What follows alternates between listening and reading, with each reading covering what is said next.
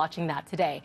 Also, another thing that we're watching, we're going over to Mike Apple again at 680. Mike, millions of people affected by a data breach by LifeLabs. And if people aren't familiar with LifeLabs, you've probably used them at some point when it comes to different results or different services. Medical testing, yeah, indeed. And the interesting twist to this story, I suppose, Melanie, is the fact that, we've heard about data breaches at various companies over the course of this year.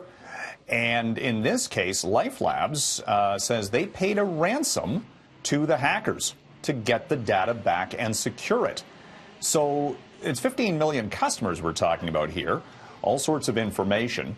But is this a precedent setter? How do you deal with these cyber criminals, get into the system, typically through, some sort of it'll be interesting to hear how exactly they got in, if we can find that out. Was it just through some link that was accidentally clicked on or what have you?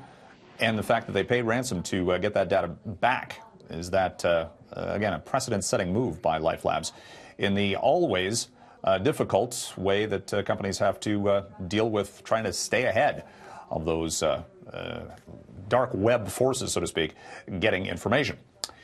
We're looking at the General Motors end of the line in Oshawa today. At the same time, some other big automakers are actually ramping up production and spending some money.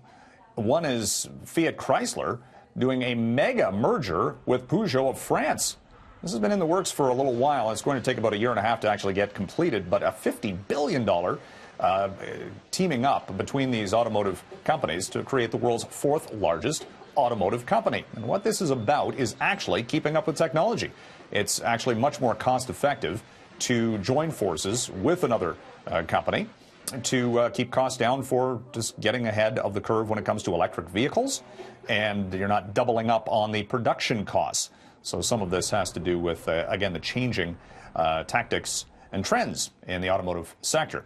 Meantime, the Ford Motor Company is pumping a lot of money into the Motor City. $1.5 billion is going into 2 Detroit plants for Ford, which itself has been restructuring in a big way this year. But in this case, instead of cutting jobs, they're actually adding 3,000 jobs at 2 plants in the Motor City.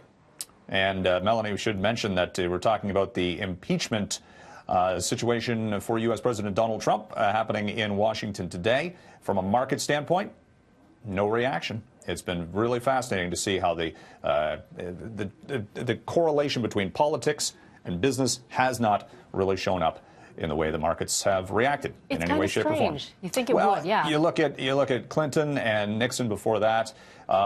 In fact, there was no trend that could be determined by what was going on in the political spectrum. Well, we will still be watching all day. Thank you so much for that, Mike. Have a great day. You too.